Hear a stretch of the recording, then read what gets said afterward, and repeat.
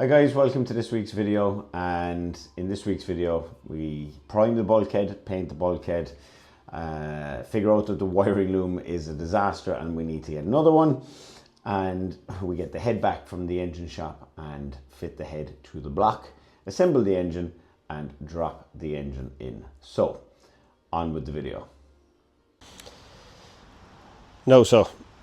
Primed under the bonnet, bulkhead primed, and quick coat of primer just inside there as well. So what I'm going to do is I am going to paint. I'm going to paint under the bonnet at the moment. I'm not going to paint the whole thing inside now because obviously there's a whole load of taping up on that. So I'm just going to do under the bonnet first for the time being.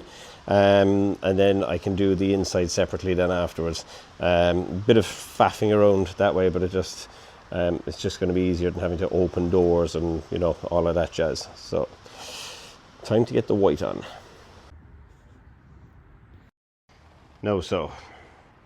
Painted and looking sharp.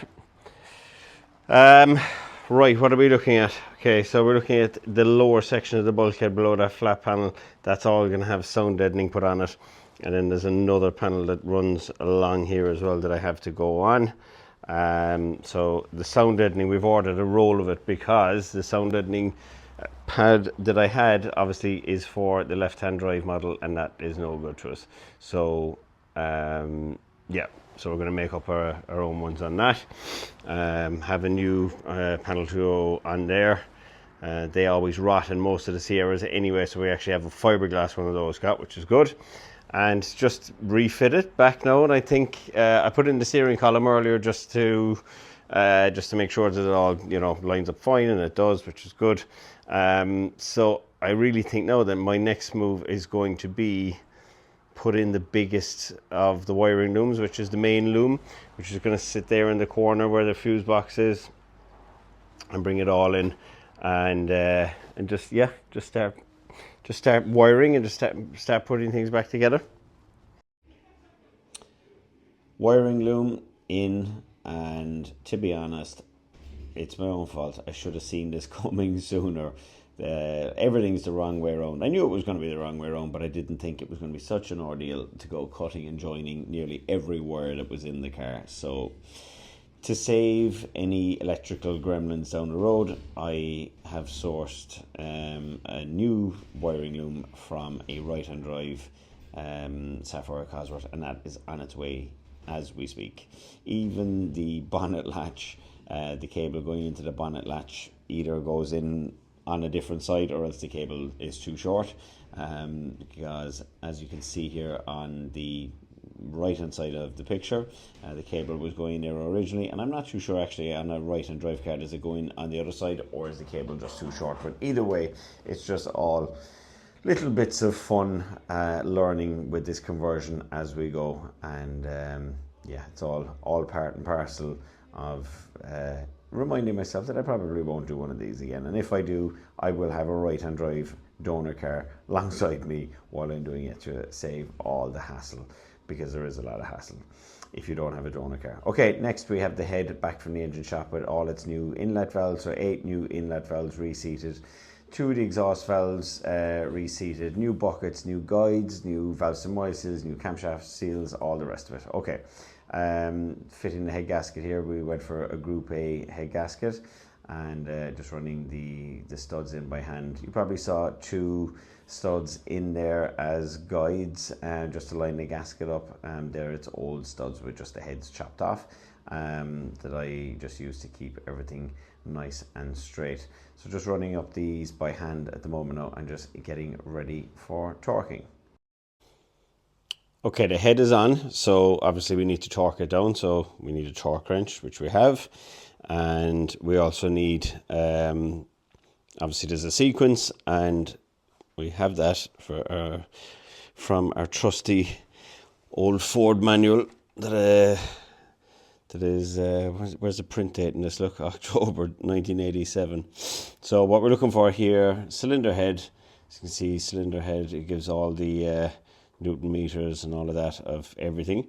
So what we're looking for is cylinder head to block, and it's in 3 stages, so 20 to 25 Newton meters of torque. Do that first all round, and stage 2 is 45 to 50 Newton meters, and stage 3 then is rotate a further 170 to 180 degrees of where it clicked out on stage 2. So what I've done, or there's a sequence of how you can't just bolt a head down. For those of you, this is for those of you that don't know. Obviously, there's a good chunk of you watching this that probably obviously do know or whatever. But for those of you that don't know, when you're bolting a head down, there's a sequence to it, and the best rule of thumb to follow is you work from the middle and go out diagonally. So we'll go here, here, here, here, and so on and so forth like that. Now I'm sure somewhere, if I look through the manual, there's actually probably 1, 2, there's a sequence to it. But the normal general rule of thumb is you work diagonally and work your way out, and you're equally spreading it and keeping the head flat, because bearing in mind that head gasket that's now on there, which you can see here, that's being compressed down as well. So if you squeeze this end here and you squeeze it here, obviously everything's going to be out of shape. It's not going to seal properly. So just to give you an idea, so I have this one pulled to the first stage. Let's try and do this with fucking one hand, but anyway, 1 second, we'll see. So you'll hear the click. Okay, so that's with the Newton meters set at 25 Newton meters. So I'm going to go now and do all of them, and then do my stage 2, and then do my angular torque, which is probably going to pull it. It says 170 to 180, so I'm probably going to go 180 just to be safe. And yeah, so on with the torquing. Now, putting on the manifold. So that's the inlet manifold, the exhaust manifold, all new gaskets on there. And clearly I forgot to record as I was doing this, so that's why there's pictures here. And lastly, we have the turbo and ready to drop in. And there we have it. It is in, and it's starting to look like a car again. So just sitting in there now, and at least now I can, there's no gearbox or anything like that, but it's on its engine mountings on the subframe. Just kind of resting there, and I can time up the engine now and do up the bits and pieces.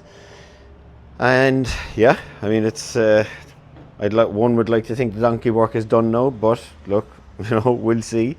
There's lots of twists and turns with this thing so far, so we'll see.